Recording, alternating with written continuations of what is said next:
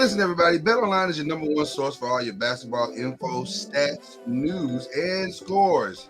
Get the latest odds and lines and the latest matchup reports for this year's NBA playoffs. What's up, y'all? It's your man, Lloyd Spence. And listen, I'm so excited about this NBA playoffs because my Lakers are in it. We're in the Western Conference Final. And if I'm going to make a bet, I'm going to BetOnline because BetOnline is your sports intel headquarters this season as we have you covered for all your insider sports wagering needs. From basketball to Major League Baseball, NHL hockey, golf, to UFC and boxing, the fastest and easiest way to get your betting info, including live betting options and your favorite casino and card games available to play right from your home, is at betonline.ag. So get into the action today. Head to the website and use your mobile device to join, and be sure to use our promo code BLEAV, BLEAV, to receive your 50% bonus on your first deposit. It's BetOnline. It's where the game starts.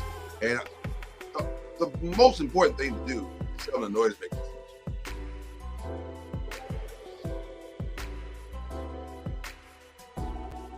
Popcorn World.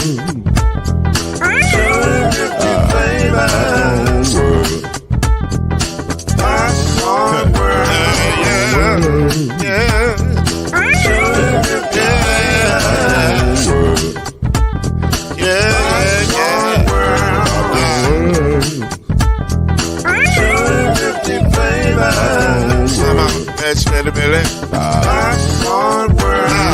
Can I make you move now? Yes, I can. So you can get this groove in the back of a can. I can make it round the world and it holds in your hand. Popcorn World. 250 flavors gonna make you smile. 250 flavors gonna make you smile. 250 flavors gonna make you smile. I said popcorn make you smile. Ah. 250 flavors. Popcorn World. Popcorn World. Popcorn World. It's a popcorn world. The popcorn world.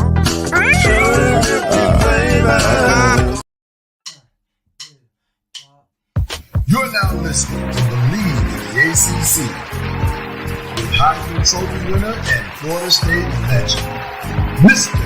Charlie Ward, Wave 3 TV, and Furniture Hall of Famer Kendrick Haskins, and Mr. Talking Noise himself, and of course Mama Noise's man, Lloyd Spence.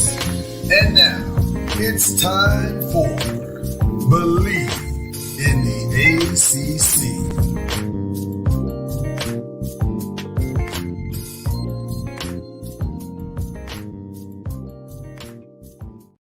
On YouTube. I don't think we're on LinkedIn today. I think we're on just Facebook, YouTube, and Twitter. But we're live.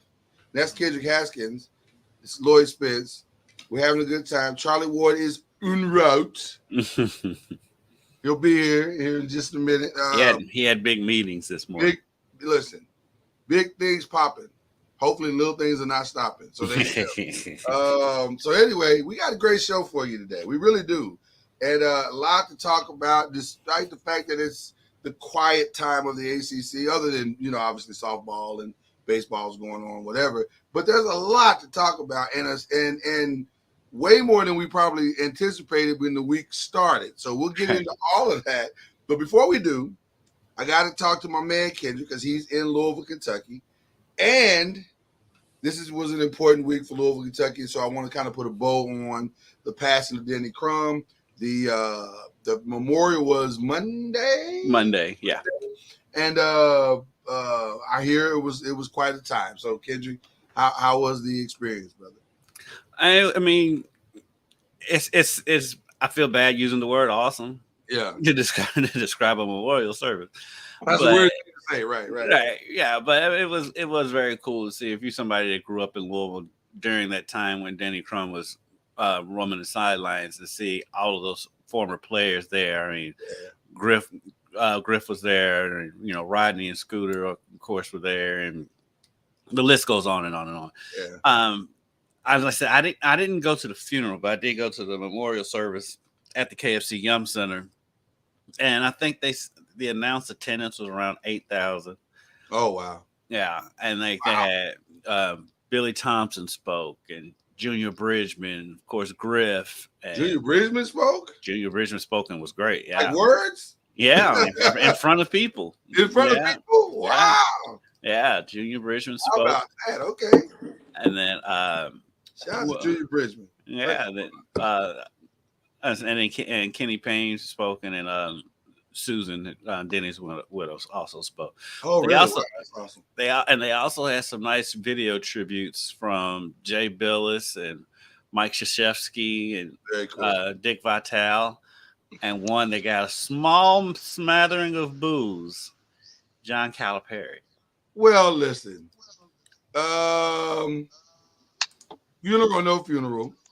We know we're not giving that dude. I'm saying that dude as a fan now. But the thing is, though, That's cool that he would do that. That's very cool. him and Denny actually were rather close. I was gonna say, people don't understand. Cal had a better relationship with Denny than Rick did, Rick didn't have a video presentation or whatever, which is shocking. Shocking, but not shocking. A few around here it wasn't shocking, but it is disheartening. But you understand what I'm saying when I say shocking? Shocking, but not shocking. Right. It's shocking that you can't put the pettiness aside. Right. That's kind of petty, not to honor the dude that probably made it possible for you to have that second run. Like honestly, right. But it is what it is. It's one of those things. But no, it was not. Cal gave a yeah. Griff was in tears from the moment he took the stage. Well, that was like his father, like a second father to him, I'm sure. Right. Yeah. But yeah, he was. I mean, Griff was great as usual. Of course. Then of course, Griff looks like he could still play. And so, but it was a good time for given the circumstances and to see so many of the former players there, and it was good. It was for what it was. I mean, what it was, fantastic ceremony. Charlie Ward has arrived, ladies and gentlemen, and he has not had a chance to respond to this. And I think he would have a somewhat unique perspective of this, being that he was on the other side of the court playing against Denny Crum.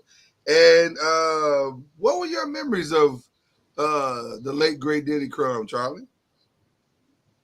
First of all, welcome. Thank you. Welcome back, guys. There you go. I mean, I was fortunate to be able to play for a legend, so I was around, that part of it, and I've been blessed to be able to play against legends. Yeah. And Coach Crum was one of them, and so, he'll always have his normal attire. That was always who he was with his program. And so, that was just who he was. And so at that time, you knew that they were, legendary because I grew up watching his teams compete as a youngster. Drawing a blank on the names, but I grew up watching the team, the championship team. Yeah, Griffin, Purvis Ellison, Kenny Payne, and because he was a Georgia guy. Mhm. So, I really enjoyed just watching him and then getting a chance. Actually, they recruited me in basketball. Oh wow! They were one of the only basketball programs that recruited me for basketball. Wow. But they were one of the major programs that recruited me. Charlie, well, you're not going to tell us that if we'd have offered you the opportunity to play football and basketball, you might have considered it. Right? No. Oh, thank God. Because I wouldn't be able to. We were that close. Yeah, the football program wasn't quite Florida State back then. Okay. I was just going to say, if Charlie Ward comes and said, I can play football too, I would went, no, what? No. That would be very hyperbole. Okay.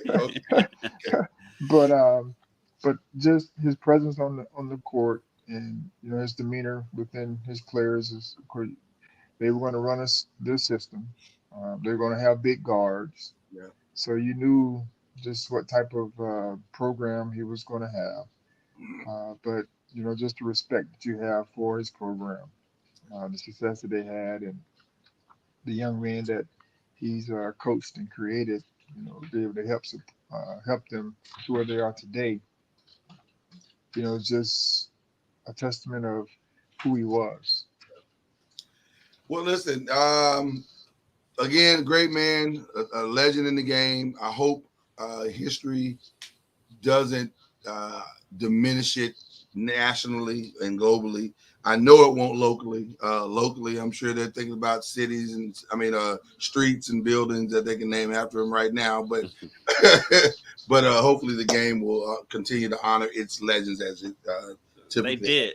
They did put up a new banner of him across the street from the Yum Center, the same building that has the 2013 banner on it. They put a Denny Crum banner up over there. So they don't have a statue. I'm sure that's coming.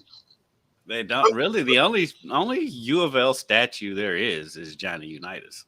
Somebody's gonna say it though, and I wouldn't be surprised if that's not spearheaded by Junior and Griff. And they were. There's a story behind it.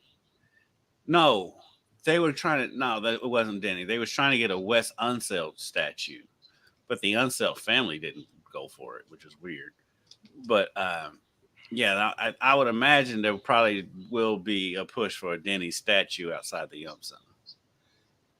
The Unseld family, I would think they would have to, like him holding the program pointing or something. Yeah. Like yeah, come on now. It should have already been done. Right. It's like a no-brainer. I mean, they've got Denny Crum Court.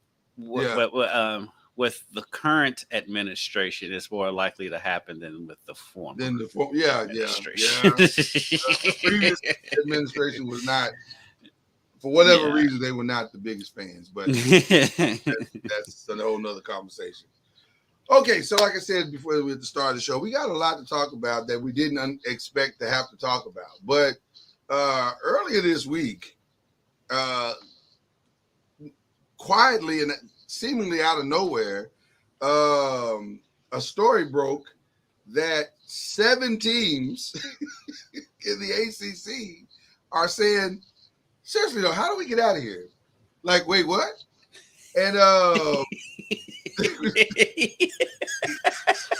one of those teams is it feels and the way the story is being reported, it feels as though that's being spearheaded by a particular team that is near and dear to our hearts. That carries a spear.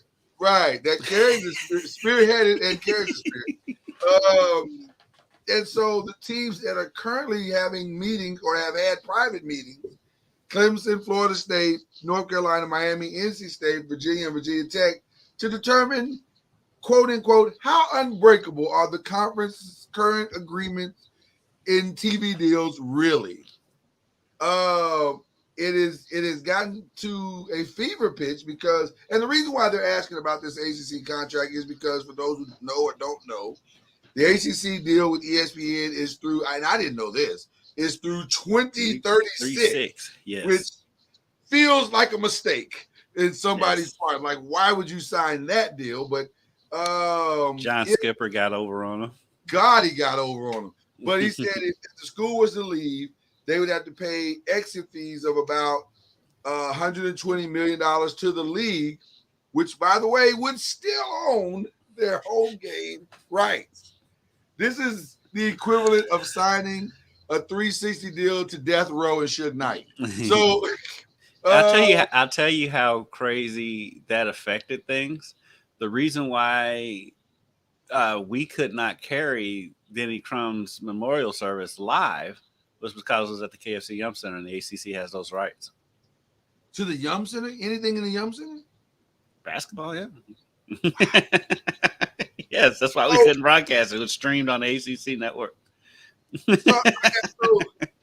in the words of Ricky Ricardo, I got a lot of questions and explaining to do. How does this happen? Because this, I promise you, I hadn't, and I'm sure most of America did not know that was the deal was signed. At least, especially the link. How does this happen? Because that's a terrible deal. That's a 2036. I mean, things could happen in the next 20, 30 years of sports.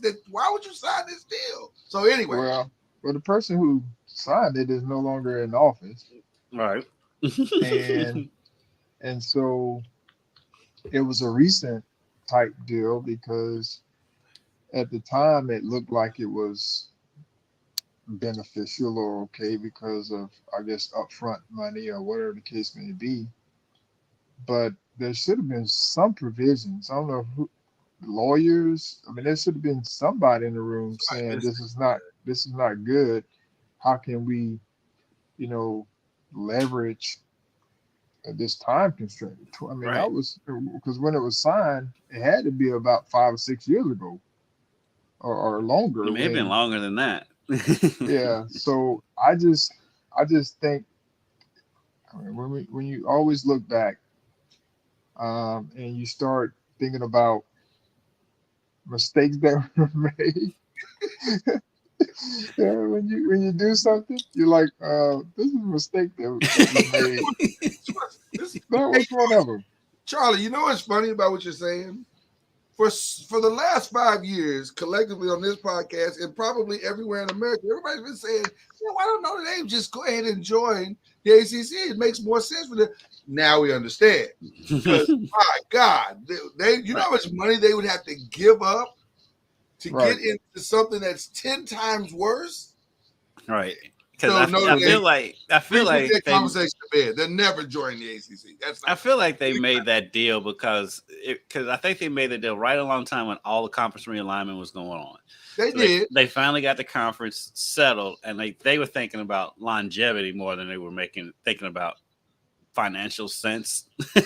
Because they're going to be a mid-major money wise. Because like UCF is going to be making more money in the Big 12 than anybody in the ACC is making. And to your point, that shows the difference between someone who is nearsighted and someone who's who's a visionary. Whoever signed that deal, they saw the moment. And they were like, that's a panic deal. That's a pure panic deal. Like, yes. Well, how long was that? Well, 2036, that's fine. You just want to get something on paper that makes you look attractive. I get it. I understand. But my God, you are locked in. This is like owning a record label, the next 15 albums of your life, right? That's giving the oddball year that I don't know for sure, but I'm gonna go out on a limb and say this deal was probably signed in 2016, probably a 20-year deal. Probably. With it being 2036 is just such an oddball year. Right. Hold on, but even with that, there has to be an out clause before. In most contracts, there's an out year.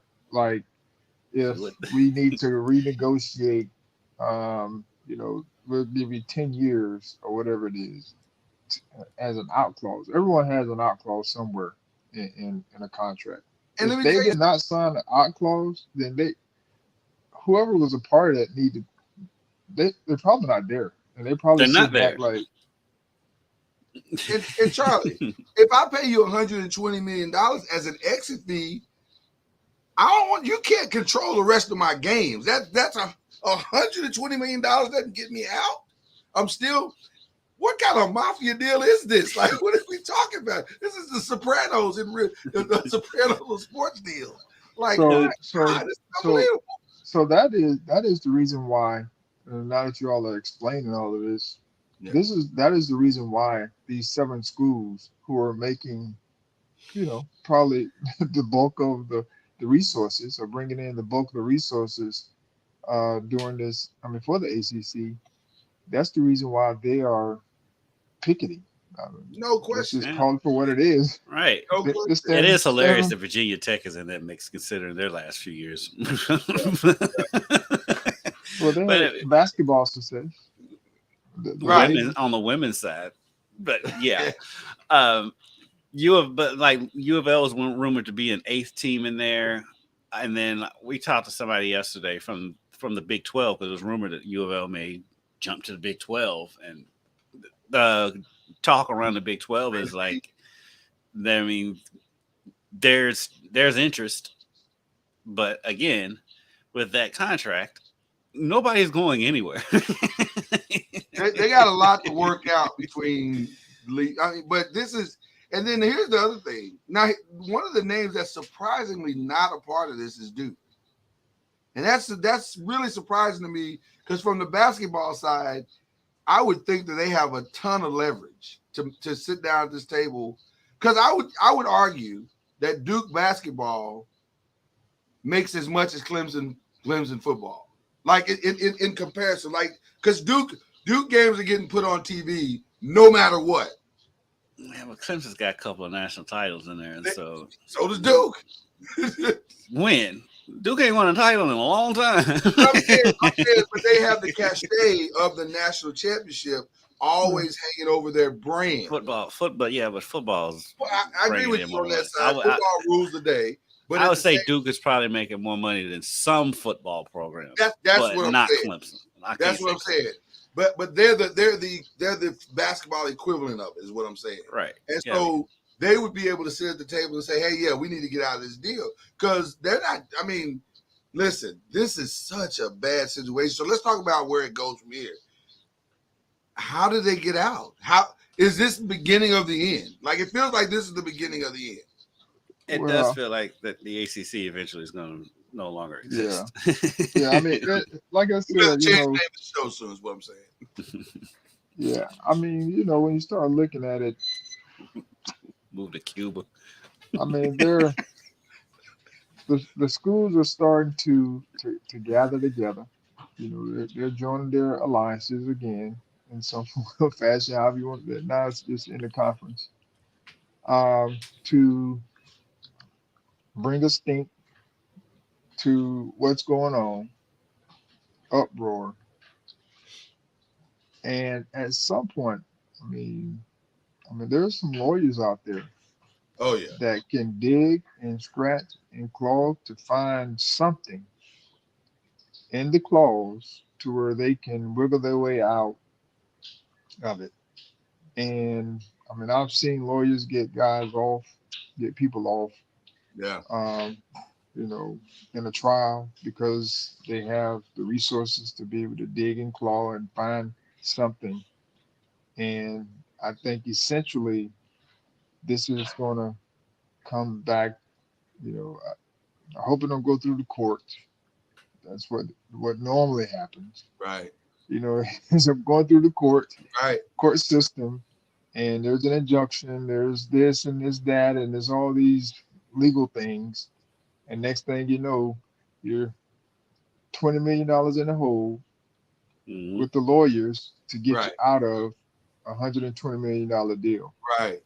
And see, I think that's why Louisville, it may be lukewarm because they're already paying a lot of money for other things. Right. They ain't got $120 million to buy out. Well, but the situation is bad because anytime the ACC commissioner, Jim Phillips, is having a 4-hour meeting with the teams to say, could y'all mind not like talking to the media about this? That's not good. There is tension in the air. Yeah. To say the least. And they're in the spring meetings right now, right? Right. Yeah, they just concluded, I think, yesterday. I would have loved to have been a fly on the wall for those meetings. I'm sure they're pretty intense.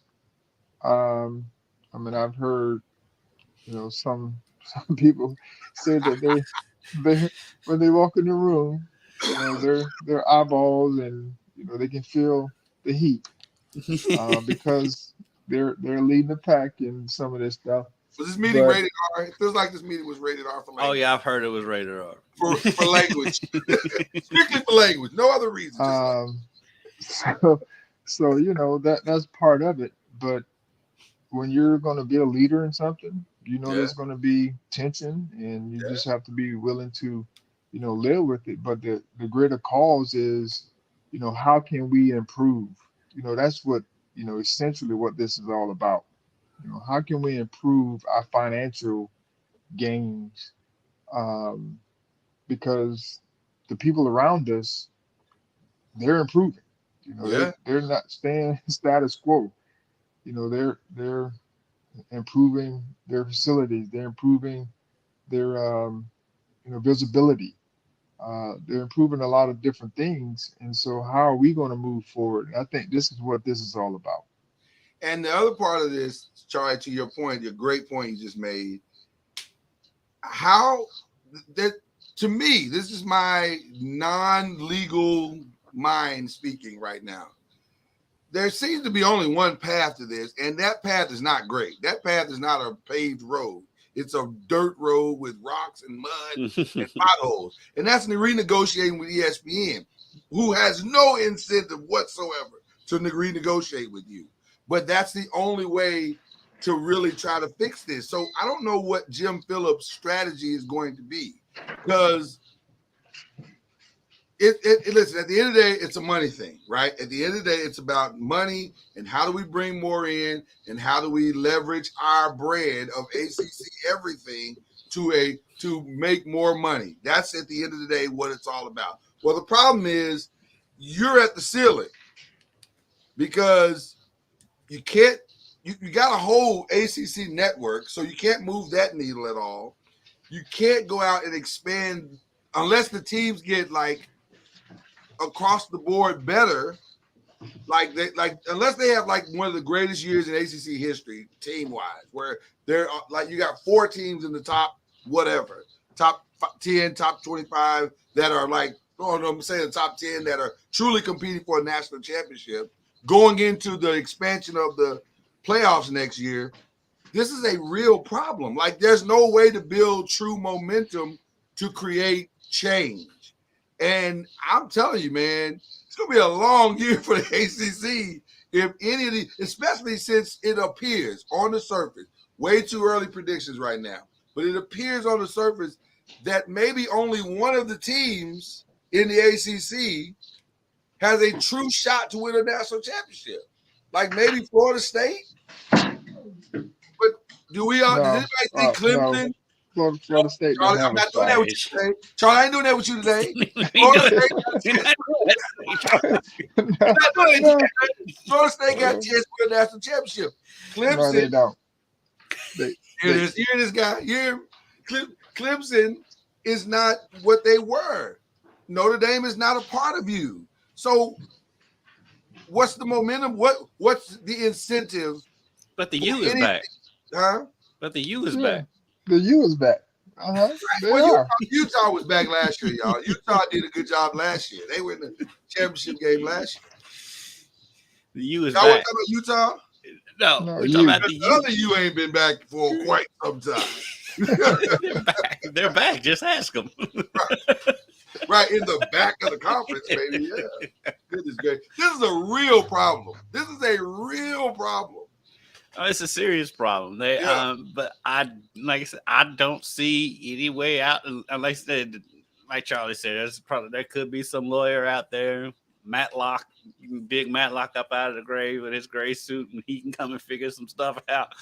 But right now, because I've read that even lawyers have been like, yeah, we don't see a way out of this. But Johnny Cocker is rolling over his grave right now. He's like, this is ridiculous. Because any contract lawyer is like, are you kidding me that you all signed this? And like, it's been a running joke on Lebatard because John Skipper's on there. And he was the president of ESPN who negotiated that deal. Got him. And like Levitar will like kind of poke him and he just kind of laughs about it. He didn't really go into depth about it. But yeah, they have put themselves in a hole in trying to keep the conference together. Just keep it together without thinking about the financial ramifications. Because like, if they can't get out of this or fix it, like you said, ESPN has no incentive to renegotiate, and they're laying people off left and right, but still hiring Pat McAfee for a great. Yeah, I don't understand it. But they're not going to renegotiate. I mean, it's the same ACC network that doesn't even have all the games, because there's still a lot of games that are on regional networks, so they still don't even have access to all the games now. This is a problem. It is a serious problem. Your best guess to both of you. By the end of this year, I think it's still together at the end of this year. Okay, but I don't know how to get out of it. Now after 2036, the ACC is probably going to be gone. But at the same time, wait 13 years. Well, that's what I was going to say. At the same time, I can't see this dragging out another 13 years. Yeah. I think within 5 years, the ACC is gone.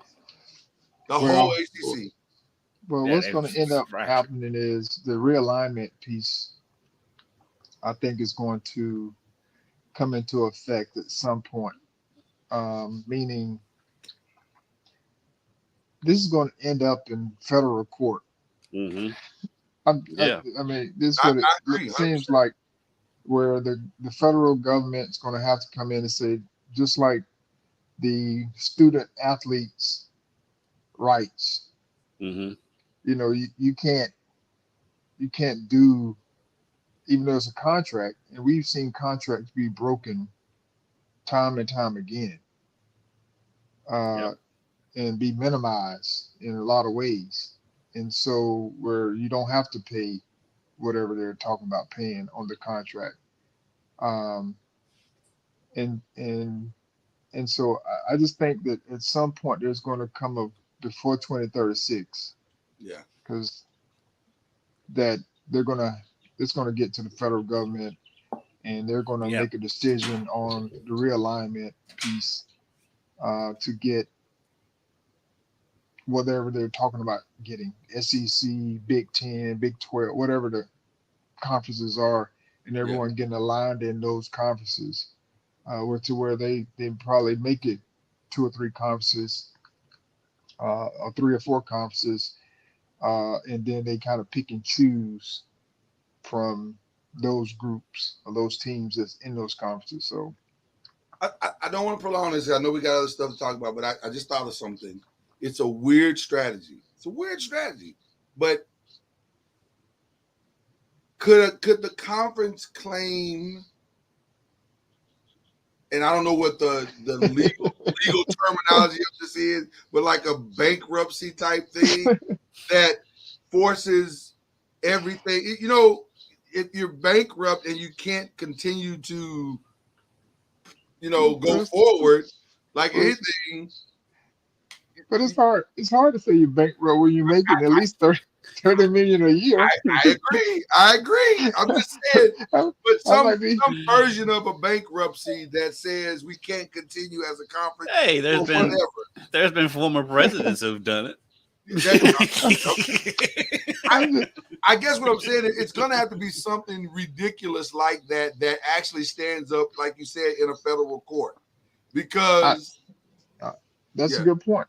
Yeah, I mean, that's a very good point. You know, like, I mean, we see this happening all the time. You know, whether it's bankruptcy or whether it's someone claiming, like my man Mike Anderson. Right. You know, they fire my man and don't want to pay him. Right. And they'll give whatever their explanation for firing him, and then he still wants his money. So now, you know, it's always something. You know, you can come up with something to make your case. Yeah. And so I don't know what that is for the teams. You know, they may claim some type of, I don't know, issues with the contract for their school to be able to grow and develop. Like I said, we've come up with stuff to be able to get out of stuff. I think they're gonna have to get creative. They're gonna get real creative on this one. Right. Like, man, we can't even. I don't know. They're gonna come up with something, but they'll say they can't compete because look at all the money the Big 10 and the SEC are making. Right. By the way, fair market value. There's some truth to that. There is some truth to that. So, more gangster at this point. ESPN's contract over the ACC or LSU in women's basketball? It's obviously ESPN. Yes.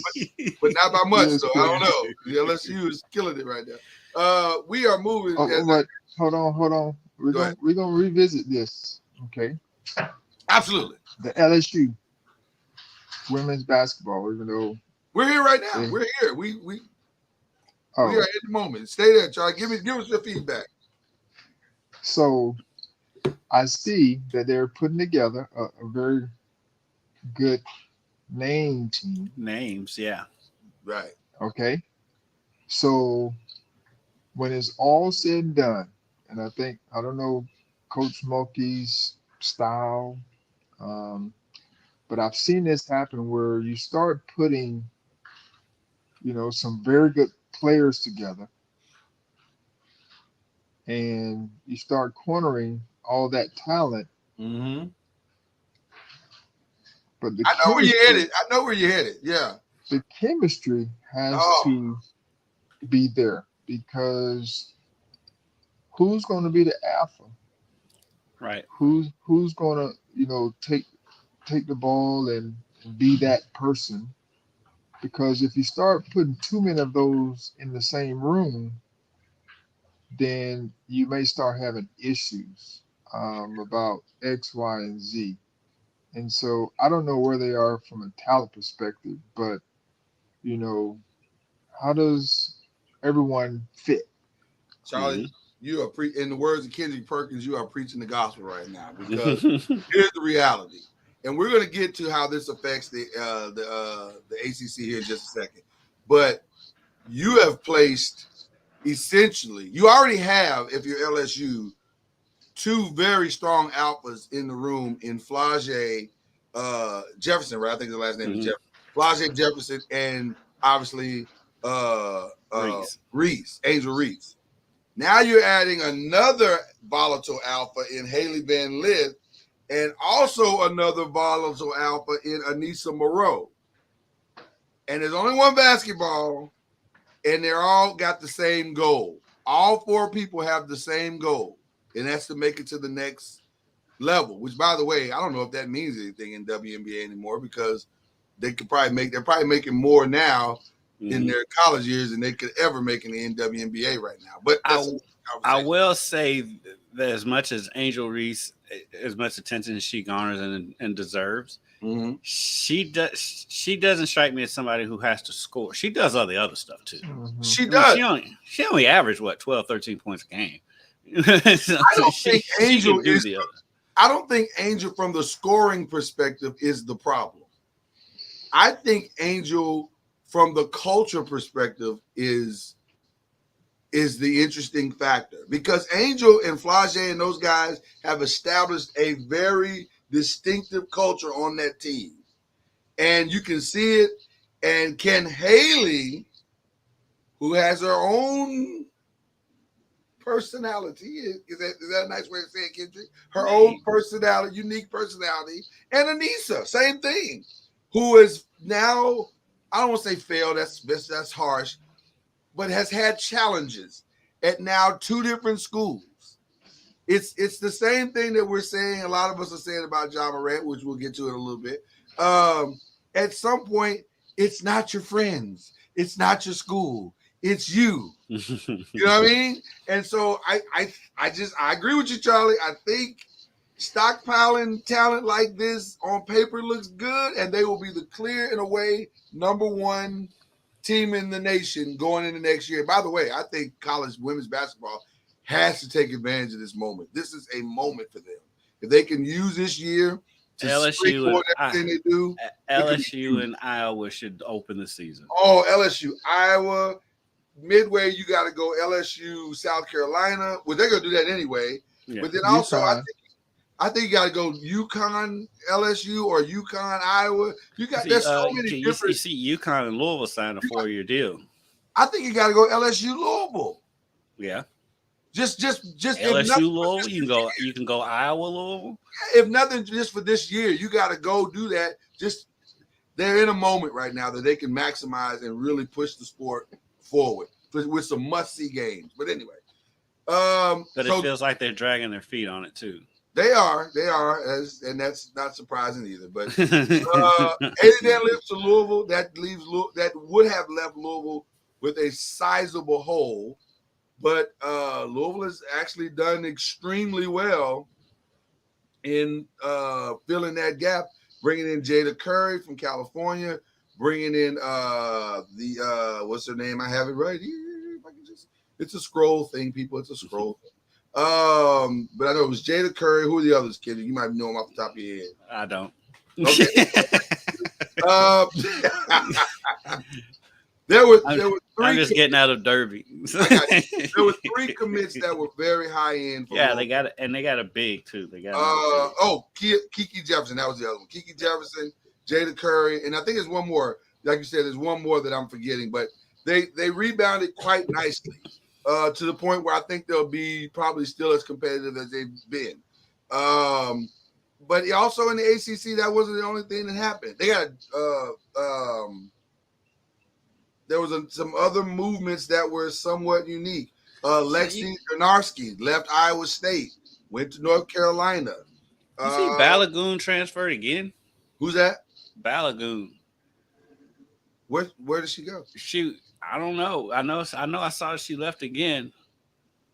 I'm like, how is she still? I mean, she's like Stetson Bennett. She's on 6 or 7 years, right? So at some point you got to. She started because she played 2 years at Georgia Tech, 2 years at Louisville, was at Duke last year. That's weird. I don't know. I hadn't heard that. Okay. I know Kennedy Fauntleroy left Georgetown. She might need to graduate. Right. It's probably time. She probably has at this point. Right. It's probably time to move on. Something. I mean, Haley's graduated. Haley graduated. She walked on Saturday. No, I'm saying graduate and get a job. It's probably time, Charlie. It's probably time. Maria Gokden, the 6'3" junior from Boston College, she went to North Carolina. So North Carolina has done well in the portal as well. Virginia Tech picked up Alana Michaud from Minnesota. Okay, I was wrong. Balagoon is with the Aces. Oh, so she did graduate. She's gone. She's done. Yeah. So she does. Okay. She did graduate. She did graduate. She did exactly. Paris Clark went to Virginia. Matilda Eck went from Michigan State to Virginia Tech. And Tana Meyer went from Boston College to Duke, which they needed that because Duke lost a lot of players. Duke lost a lot of players off last year. That was so weird. I don't know. Coach Larson, Carol is she's running them all, but she needs some scoring. Well, listen, it may be that her style is because I'm sure there's a lot of Gino in her style. And maybe that's not. She wasn't a Gino disciple. No, she was a Pat Summitt. Carol was Pat Summitt. Who am I forgetting? Who am I confusing her with? I don't know.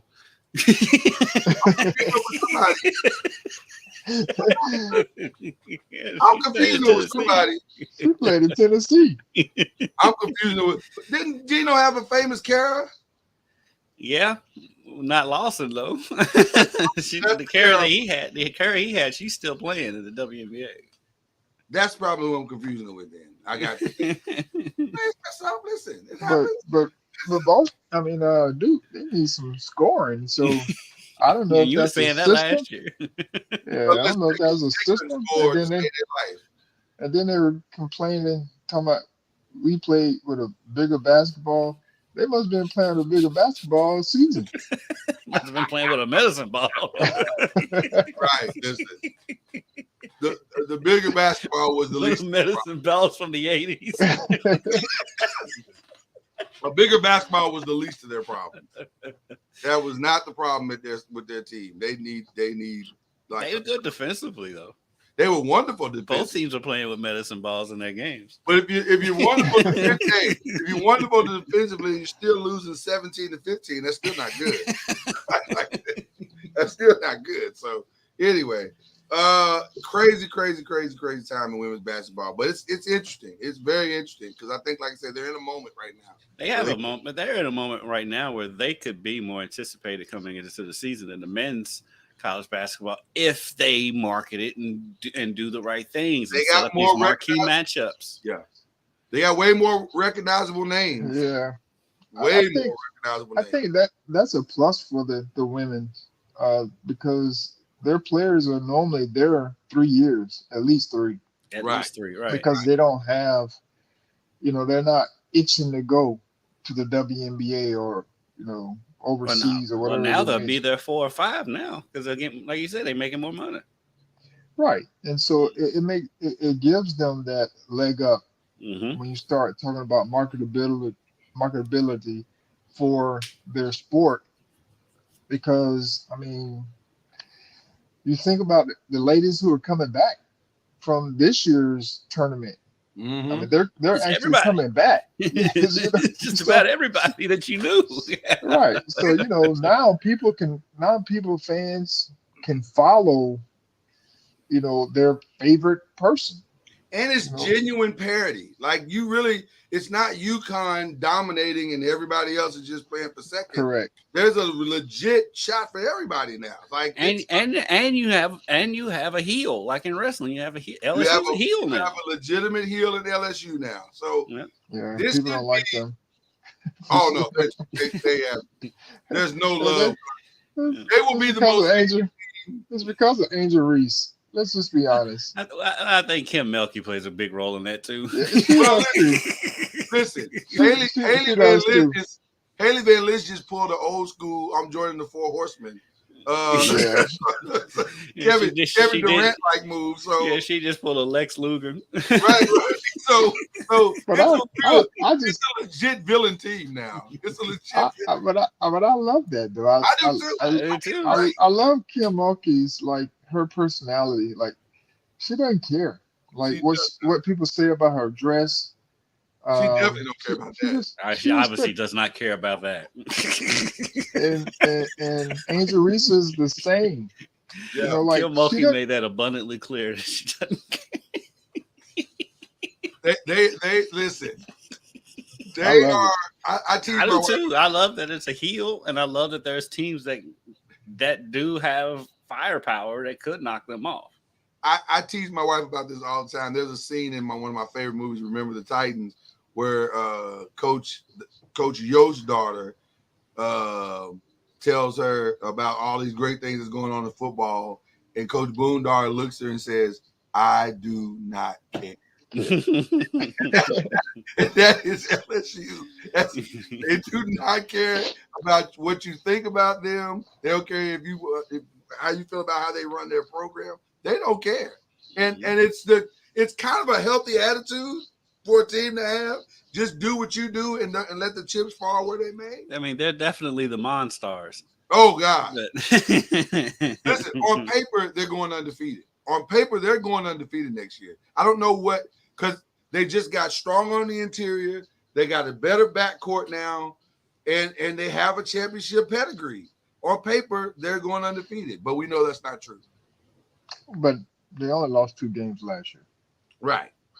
I mean, So it could go undefeated. and you know what's crazy? The original heel is no longer a heel, UConn, because with Becker's coming back, she's going to be the feel-good story. Oh, it'll be a feel-good story. Everybody's gonna be rooting for. And if they beat, they're gonna be rooting for UConn. What? And the same thing, South Carolina. And the same thing, South Carolina, because everybody's gonna be chasing. Listen, they're in a moment. They got to take advantage of this. They need to set these games up in the regular season. They need to set them up in the regular season. Let them play, and then start the season. They can even do a round robin tournament, which I think the men should do. I think the men's side should start out with a replay of the Final Four. Why not?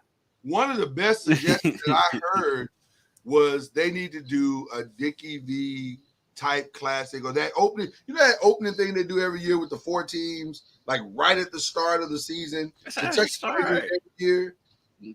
When they used to have the Big Four Classic. Yeah, they need to do that around here again. Yeah, they need to do something like that where it's a huge deal. Charlie, you remember Charlie, you may not remember when they used to have the Big Four Classic when it was Kentucky, Louisville, Indiana, and they would alternate Notre Dame and Purdue. Right. And they would play in Indianapolis. And I don't know why they got away from doing that. Well, something like that to start the season with women's basketball would be massive. They just need to just take advantage of it, because it may not – listen, it's not often you have recognizable names at so many teams.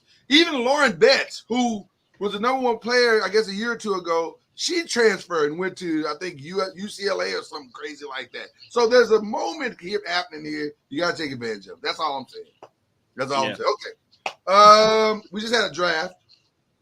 Well, not just that draft. It's been a while since we had the draft, but Kendrick, are you happy with the draft? With your Cowboys, what they did? Kendrick, you don't have to look at me in that tone of voice. That is rude. The Cowboys, I thought they drafted well. They did. It's not that they didn't draft well. They drafted fine. But you let the Eagles get Nolan Smith. You did. Everybody said But you the got whole Michael division. Parsons. And you could have had Nolan Smith. They already moving Parsons to defensive end. So if that's the move you're gonna make, by the way, it's a good move.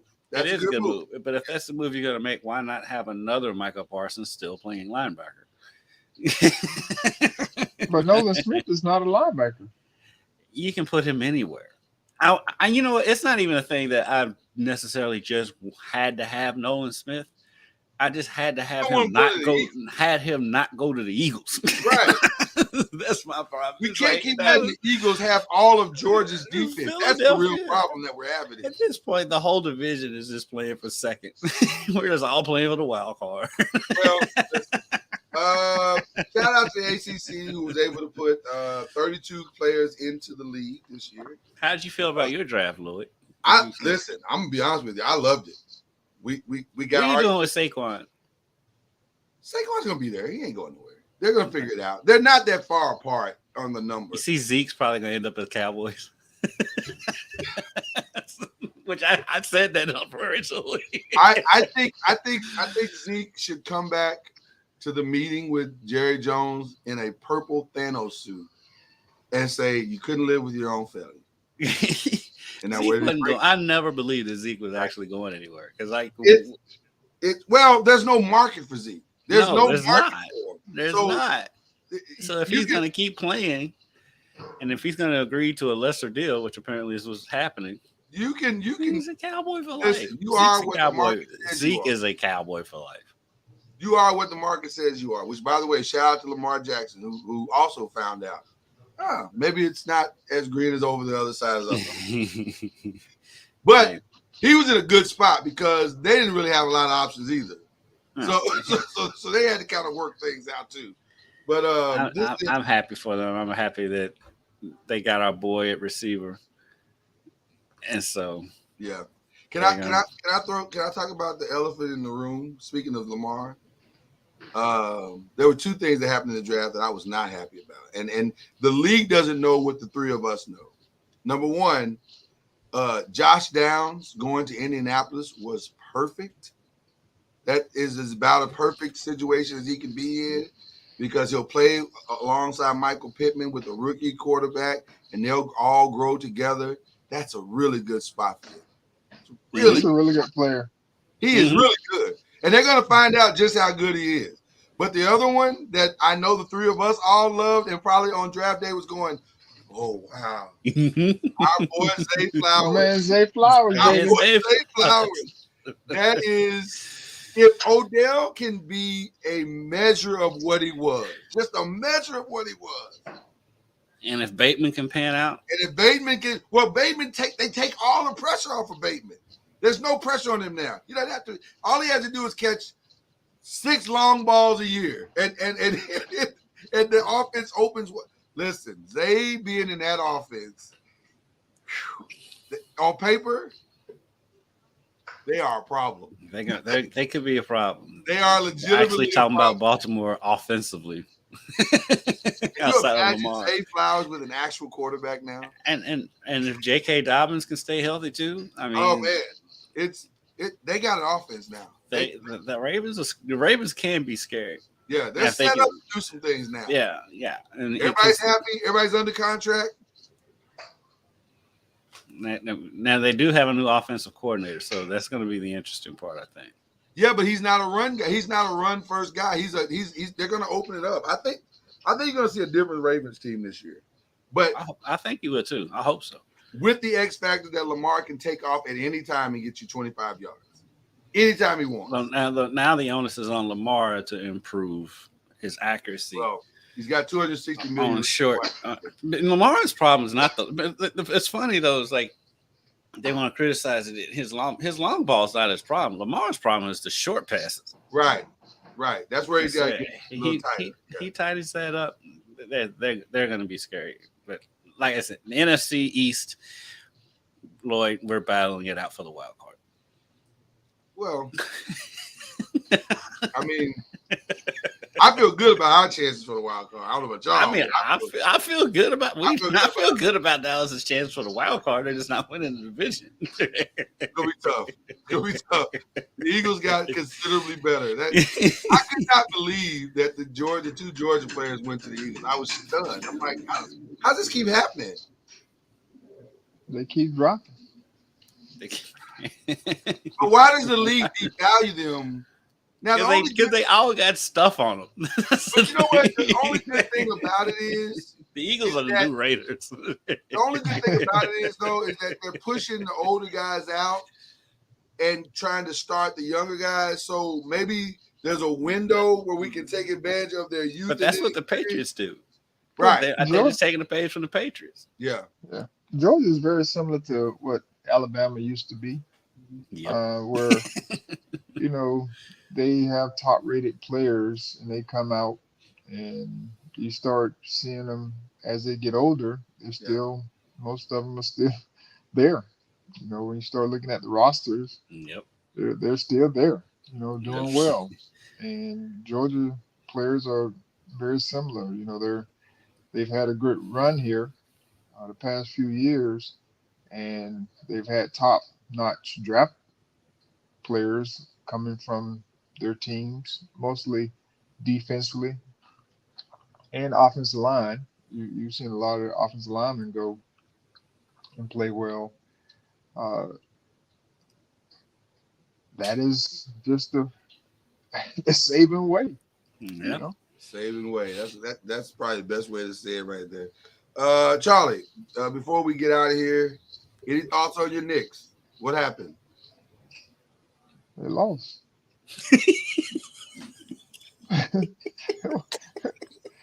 That's what we do. If they lost, that's yeah. They got beat by the Heat. Are you? First of all, we were having a discussion about that before you got here, Charlie. Before we started the show, I think it is far past time to put respect on Jimmy Butler's name. Far past time. Jimmy Butler is that dude. He's a bad man. Yeah, he is one of. Yes. So he is no different than any other one of on the team. So you take him off the team, they're just average. But I think a lot of people don't want to make him one of, though, Charlie, and I don't know why. I don't understand that. I think it's because his regular season numbers aren't that great. I think that could be part of it, but the regular season is the regular season. That's the only thing I can see though, because he's awesome in the playoffs. He has been for years now, and he still doesn't get the props that he deserves. I don't think. As I heard on one of the radio shows, that man don't care. He doesn't care. I think that might be part of it too. He doesn't care. They're trying to get to a certain point into the season, especially if you know what type of team you have. Mm-hmm. And of course, everyone wants the best seedings, just to make sure that they don't have to play extra games or whatever the case may be. But they got into a good spot. I'm not sure. What are they? They're AC though, right? They're the AC. Yeah. So they had to fight to get in. Yeah. But and was down in the fourth quarter in that last playing game. Yeah. So some of this is, and the Lakers in the same spot. Same thing. Yeah. In a lot of ways, they had to play in to get in, and so that just hopefully goes to show you that, when you have the right culture, you have the right players, they fit well together, Mhm. then all the regular season, you're trying to get to a certain point and you know what you have.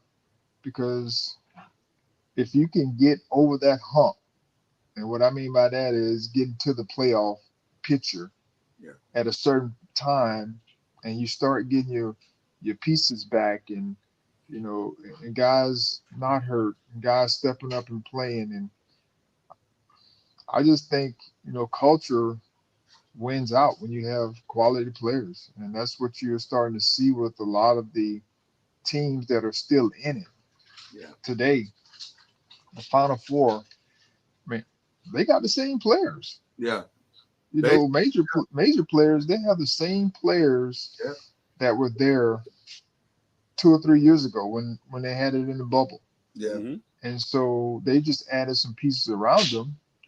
And some of those other guys have stepped up that were role players during that time as well. But the crazy part about it is we had two guys get fired this year, and they just played the NBA Finals 2 years Mhm. ago. That Mhm. was even before the bubble. Yeah. Right. And so, You could make a case, Charlie. None of the firings have made any sense. Like none. none. Like none. Doc, as listen, Doc shouldn't, in my humble opinion, did nothing wrong. Nothing. He can't make Joel shoot the ball or make James passing the ball. I don't understand that firing. I don't understand Monty's firing. What did you want him to do? You made this trade for a guy and in the middle of the year and then gutted his bench and said, now go win a title?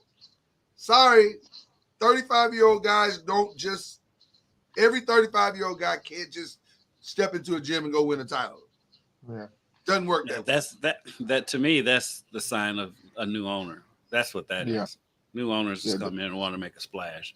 What- Yeah. Milwaukee, honestly, with Milwaukee and Doc, I could see both of those coming. I don't Oh, you saw him necessarily. coming. I saw all I three of them don't coming. necessarily. Yeah, I don't necessarily agree with any of them, but Yeah. you can see those coming. But like I said, this Monty's is the one that's to me is the. It made no sense. It You makes know no- why? It's because it's a new owner. But Yeah. Right. I mean, it was so stupid. I mean, he said you gutted his team in the middle of the season. And then on top of that, the piece that you traded for was hurt when you got him. Then he got hurt after he got hurt there. again. Right. So you don't have any time to gel, no time to develop any kind of chemistry. The only chemistry that was out there was him and Brooker because they were buddies before that. But everybody else, Can I just say I am it was just praying? not fair. Can I just say I am praying that Monty will take the Milwaukee job if Oh offered. yes, I am praying yes. to God that he will take that job. Now he may not. He may want to take a year off and just breathe a little bit and enjoy the money that they. But he would be. I am praying. He'd be excellent in Milwaukee. Oh, he'd be perfect for that job. He'd be perfect for them. But he's just I don't know.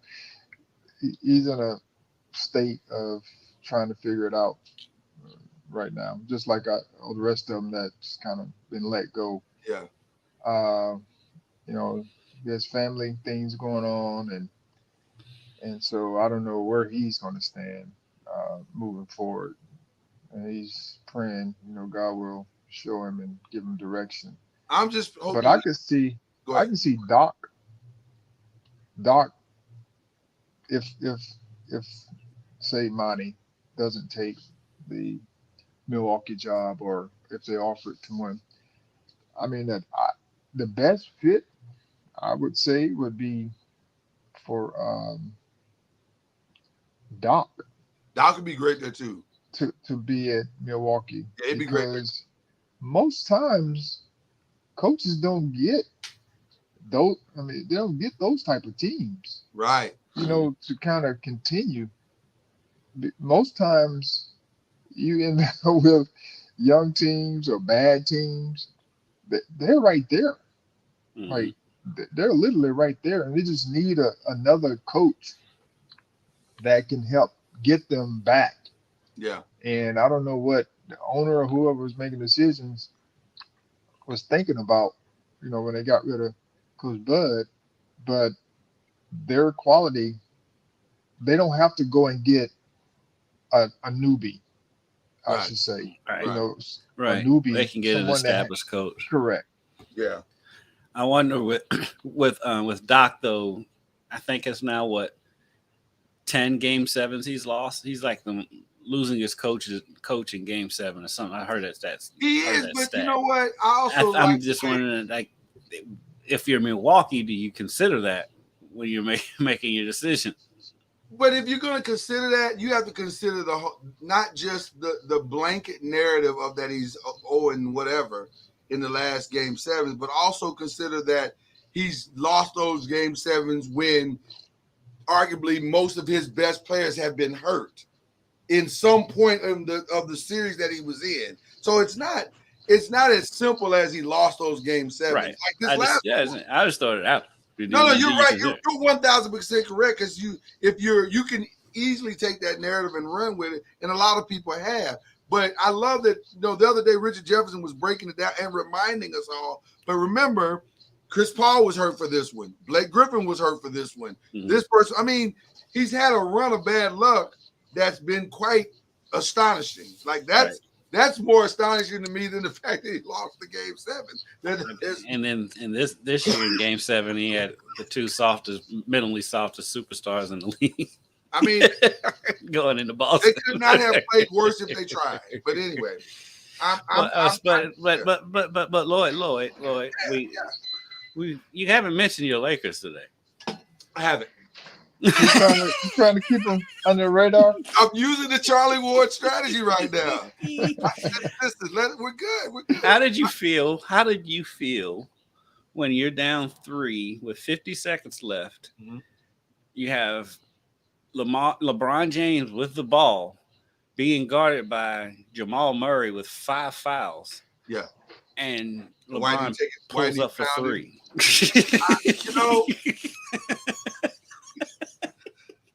One thing more wasn't made of that because it was LeBron.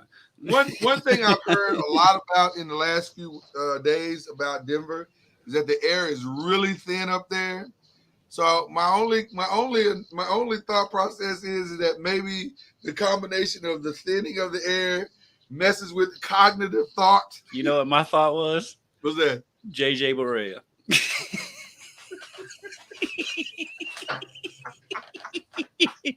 Touche. Touche. Listen, despite all as bad as that probably decision was, and I'm sure LeBron would like to have that one back. I think they may have figured some things out. I think tonight's going to go well. I really do. So I'm listening. I know people keep saying that. Yeah. But Charlie's about to say something I agree with. No, go ahead, Charlie. Go ahead. Denver, people keep saying LA has figured it out, which I think they found some things out in the second half. However, this is a series. Yeah. So therefore, Denver is going to go back and look at the same thing that everybody else is looking at and talking about. And you think they're not going to adjust to the adjustment? How they can make some adjustments to their second half because they did figure some things out. LA did figure some things out. But I'm just curious to know, did LA miss an opportunity because my man had 40 in 10. Yeah. And they lost. Yeah. And LeBron almost had a triple-double too. So are they going to be able to repeat that again and again to give them a chance? Because that was what we do know about Denver. There's one thing we do know about Denver. I mean, they scored 132 points. Yeah. And the Lakers scored 126. Right. The one thing we do know about Denver is they do put the basketball in the basket. Yes. Like all their series, they've scored. There's no 92-86. No. They can score. Games. Right. So you're going to have to be able to score the basketball when you're playing against them because they just have shot makers. And how They much? find ways to put the ball in the basket. And how much of that comeback could be attributed to Denver let their foot off the gas? They're up by 21 points in the third quarter.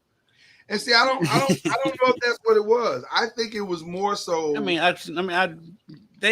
Lakers made some good adjustments, and Hachimura did a good job on Jokic, and being able to have Anthony Davis roam and basically play free safety on defense was good for them. But like Charlie said, they're going to adjust to that adjustment. They're acting like so many people in the media are acting like this adjustment happened and now Denver's not going to have any answer for it. They're no, I don't think it's that. I don't think it's that at all. If anybody could just see that on TV, you don't think the Nuggets aren't seeing that too? Right. I agree. I think the biggest thing that LA has got to decide is that you can't let Jokic beat you both ways. Like he can't have a triple-double. Either he's going to have I think he can have. I don't think you're going to keep him from getting a triple double. No, you got to. That's the only way you're going to win. If he keeps getting triple doubles, we're going to lose. He's going to get triple double. But you have to limit the intensity of a triple double. You can't have him having 35, 23, and 15. If he has a 20, 10, and 10 triple double, you're in better shape than 25 rebounds. And I would disagree with that. I think any triple double that man has means that he's controlling the game. Yeah, and that's what he does. I just don't think you're going to keep him from getting a triple double. I think you can. I think you got to let him just score. Just listen, live with what he does. If he gets 50, so be it. But Lord, that's the same thought process that people have for LeBron James. Yeah. So just because you have that thought process, them cats have the ball in their hands. They're making decisions all the time.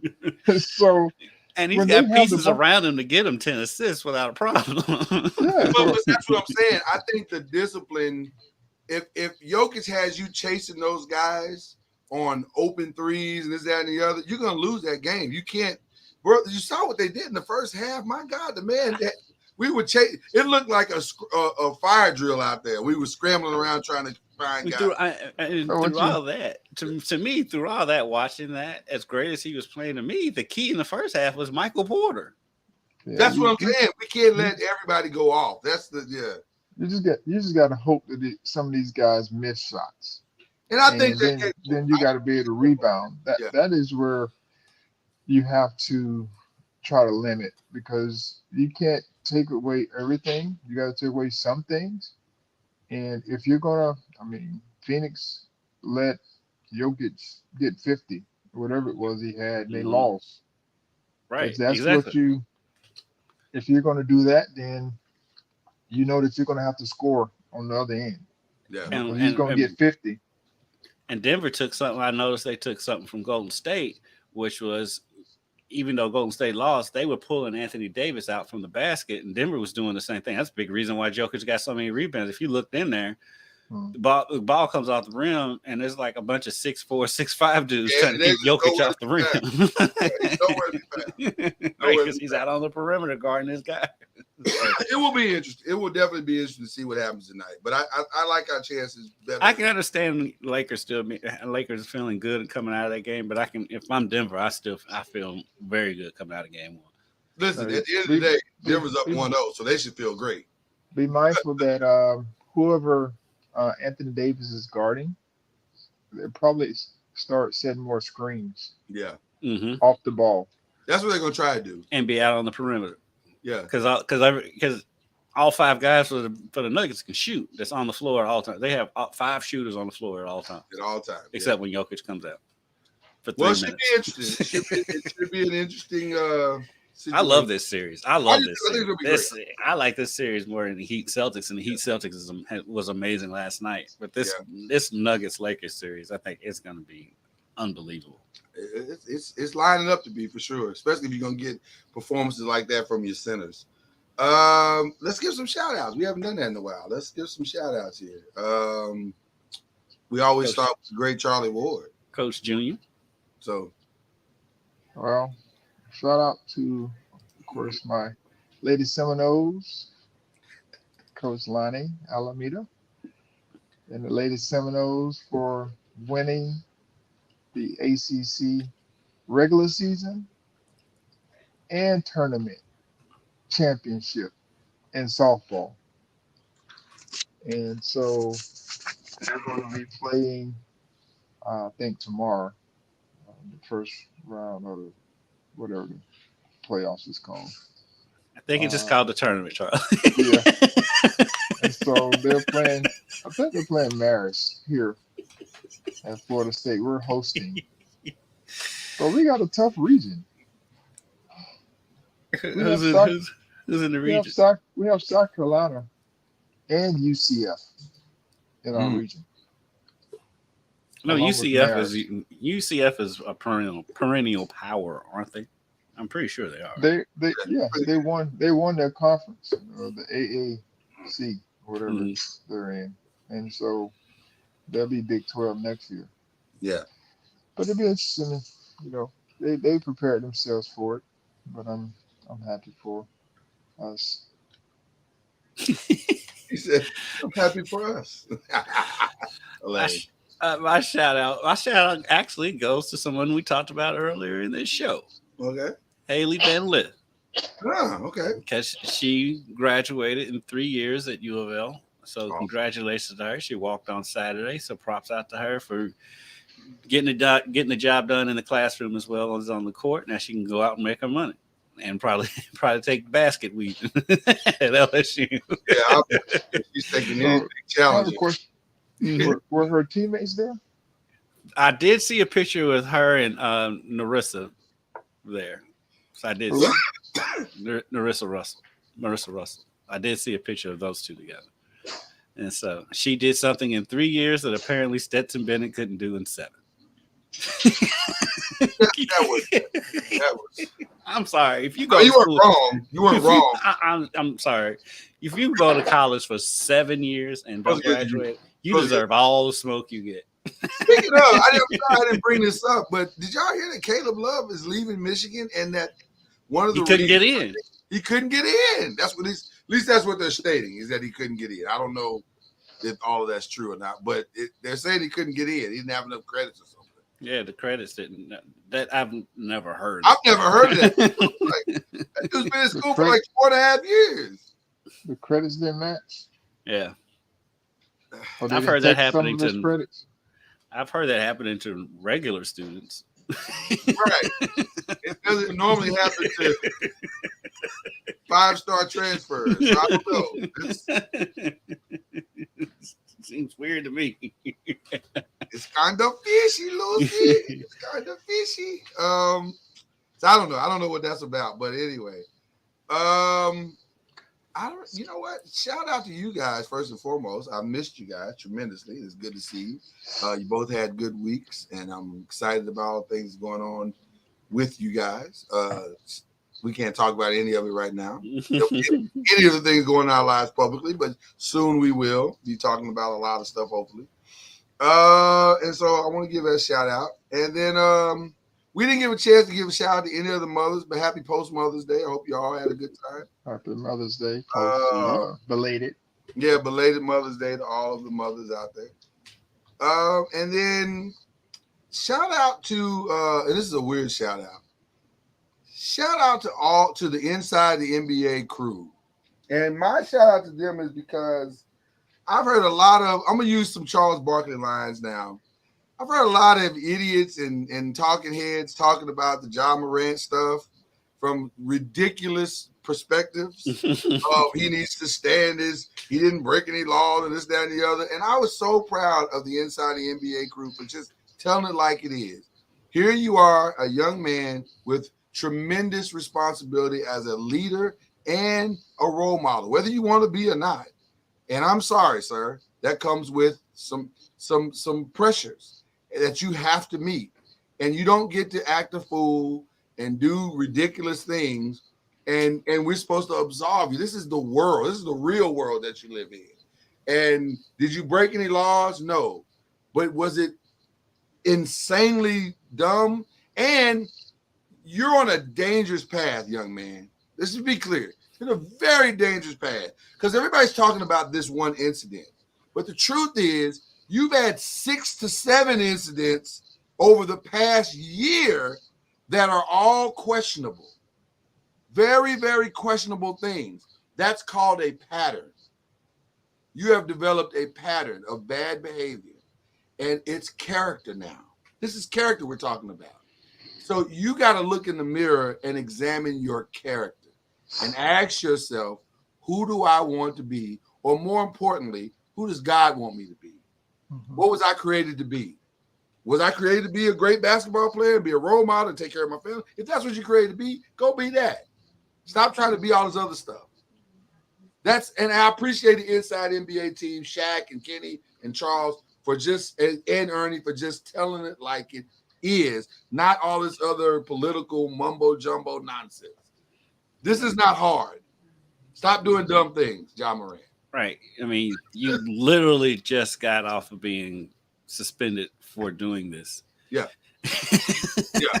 This is the buck stops there. It doesn't matter what it is. And It by the doesn't way, matter. It doesn't matter if you got suspended for leaving the trash can out, not bringing the trash can in, and then you come back, and 2 weeks after you get off work, you go and leave the trash can out again. I don't care how stupid that sounds. You're gonna get suspended again, and you're gonna get the book thrown at you. It's just common sense. Kenny Smith may have had the greatest line of all last night. He says, at some point, it ain't the friends you chose. You're the bad friend. Right. You are the bad friend. You're the one with money and access and resource doing dumb stuff. You're the bad friend. You got to look in the mirror, take a hard look at yourself, and say, I got to fix me. A real hard look at yourself. So if they decide to spend you 25 games, or if they decide to spend you for 41 games, if they decide to spend you for a whole year, that's just how it is. Well, we always, this month is mental health awareness month. Ironically, right? and so one of the things I think, when it's all said and done, we all have mental health issues. Let's just be honest. Yes. Mm-hmm. Everyone has mental health issues. How we choose to deal with those depends upon our outcome. Yeah. Some people choose to pray about it and share it, whatever they're going through. Some people decide to drink and do other things to help numb the pain. Mm-hmm. Some people internalize it until it gets to a point where it's boiling over and they go and do something, And so we all have mental health issues that we have to deal with on a daily basis. Bills are due, and you're trying to figure out where the money's coming from. Mm-hmm. Yeah. We all have mental health issues. Yeah. Right. It's the choices that we make depend upon our outcome. And so I just think it's important that we all understand that mental health is for everyone. Yeah. Mm-hmm. And we have them on a daily basis, and so I just pray that we can all have a filter to make sure that, when we're dealing with something, we have people to be able to help us through those issues and not trying to hold things in or going and trying to numb the pain with whatever that numbing mechanism is. Yeah. Because the problems or whatever you're going through is not going away and then some people, with suicide. Yeah. That's what it comes down to. Yeah. How am I dealing with this, whatever I'm going through? My thing is like, what I can understand vices with getting high or drinking. I don't condone it, but I can understand it. Right. I'm still trying to figure out how dealing with the mental health issue going on social media, flashing a gun. That's the part that I just don't get. It's like,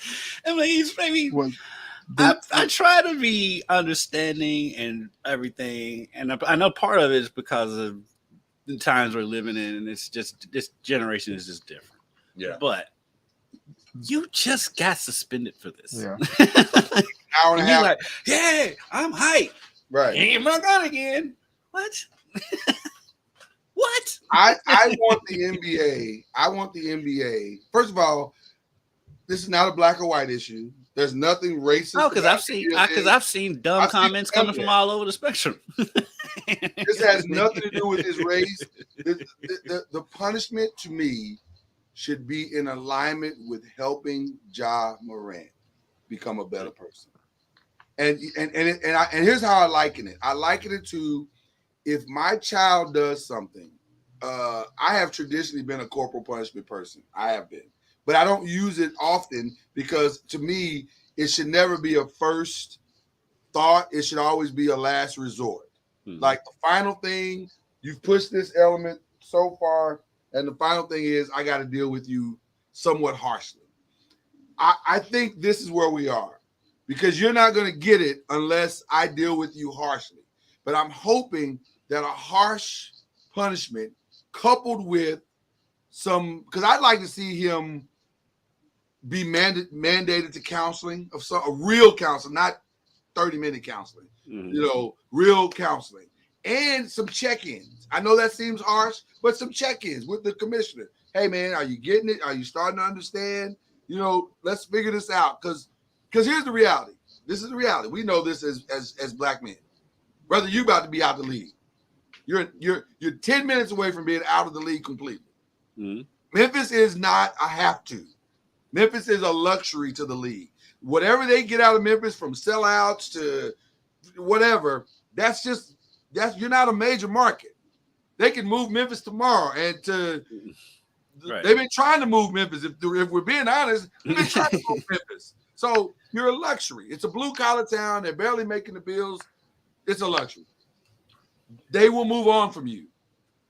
You're trying to bigger than the league, right? Yeah, we're trying to keep you in the league. So I think the punishment, and I agree with you, Charlie. To me, there is a strong mental health component to this that he needs to recognize. Something is wrong with me if I'm opening up my own social media or my friend's social media and showing you my bad behavior. Something is wrong with you. There's something psychologically off.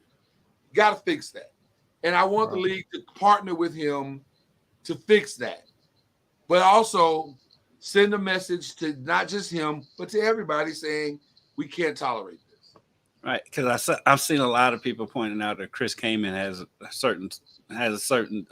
a similar issue where he had pictures with guns. But I'm like, yeah, but he's Chris Kaman. He's not Ja Morant. He's not a person who's thought of as a future face of the league. I mean, this is a Nike deal that I don't know about. Who's Chris Kaman? Thank you. Charlie, you just said it. I know the name. He is a white dude, center, plays for the Clippers. Dude off the bench. Oh, yeah. That's what I thought it was. Yeah, when was that? He had a picture with guns on social media. I've seen it circulating in the last couple of days. Steven Jackson. If you want, Steven Jackson. Steven Jackson put it out there, and I'm like, Steven, that's. And I had heard it, and Lebitard had said something about it last week. But I think he's not in the NBA anymore, is he? But he did it while he was in the NBA. That was their point. But the thing is, again, the fact that Charlie Ward played in the NBA for how many years? 11. And he's like, "Who is Chris Kaman?" No, I remember the name. I know it, but I'm like, that's the difference. That's the difference between him doing it and Ja Morant doing it. But it's unfair as it sounds. Life's unfair. If you're a star and considered to be the future face of the league, the league is not going to want the future face of the league flashing guns on social media all the time. That's just reality. So this is what you just mentioned was something that one of our assistant coaches yesterday was talking to our guys about, which they get talked to a lot. But he was talking about some of our guys who are going to be leaders this year because in the past they've been in the background. Mm-hmm. And now that guys have graduated, he told your name's gonna get called more because we're expecting you to be leaders. Right. And your role has changed. In the past, you might have got called out for certain things here and there, because you were in a certain position. But now that you're one of the main leaders for our program or team, you're going to get called out even more for positive and negative. And so just get used to it, because your position has changed. Right. And this is a very similar thing. When you're the face of something, you're going to get called out for whatever it is. And when you're not, when you're in the background, I mean, you may get called out or get your hand slapped, but if you're one of the leaders, you may get something chopped off. Especially when that something, Charlie, is worth billions of dollars. Like my buddy and Lloyd's buddy, my buddy John Lewis said, there's a difference between the guys wearing the red shirts on Star Trek and Captain Kirk. Yeah. you know the guy wearing the red shirt. Hey, you know the guy. He ain't gonna be in Rush Hour 3. He's probably gonna be in Rush Hour 3. That's exactly right. I just want, and I really want us as media to be more responsible than this. Stop trying to find ways to justify, especially this new media that we like to talk, like Draymond likes to talk about, this new media thing. New media doesn't mean you rewrite the narratives of truth. Right? You should mean that you expand the narratives of truth. And the truth is, y'all know, Steph Curry can't be out here carrying a gun on social media. LeBron James can't be out here carrying a gun. Mo Bamba can, because nobody cares what Mo Bamba doing. He's a DNP most nights. And that's no shade to Mo Bamba, but it's just the reality. I mean, even make it more centralized. Campaign and John Morant both went to Murray. Right. Campaign can get away with a lot more than John Morant can get away. Campaign can smoke a blunt while holding a 40 on Instagram Live if he wants to. And they'll find him, but they ain't gonna say it's not gonna leave the A block on ESPN. Right. That's just how it is. So Ja got to understand that. And I'm sorry, favor ain't fair. You said you wanted to be. That's not right. You said you wanted to be the face of the league, son. Guess what? You signed the Nike deal. You signed the Powerade deal. This is what comes along with it. Right. By the way, Nike once again has shelved your shoe. Right. It's a nice looking shoe too. Nice shoe. I was gonna get some. Some people would like to buy the shoe if it ever hits the market. Okay. Had to get that out. But shout out to the Inside NBA guys. But you know what, though, on the same token, though, shout out to Nike, because all this is doing is making the value of the shoe go up. Listen, once the shoe price which is the other sad part of society. It'll be the most controversial shoe ever sold by Nike, by the way. The most controversial shoe ever sold by Nike. Unbelievable where we are right now. But anyway, we digress.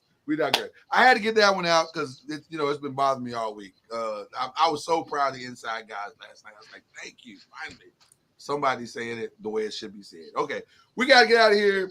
Love you guys. Appreciate you. We'll be back next week. That is Kendrick Haskins. That's Charlie Ward. I'm Lloyd Spence. We'll see you next time. You've been listening to Believe in the ACC with Charlie Ward, Lloyd Spence, and Kendrick Haskins. Please like, follow, subscribe, and share from the Noisemakers page on Facebook and on YouTube. And you can also listen to us on Spotify, Apple Music, iTunes, and wherever podcasts can be heard.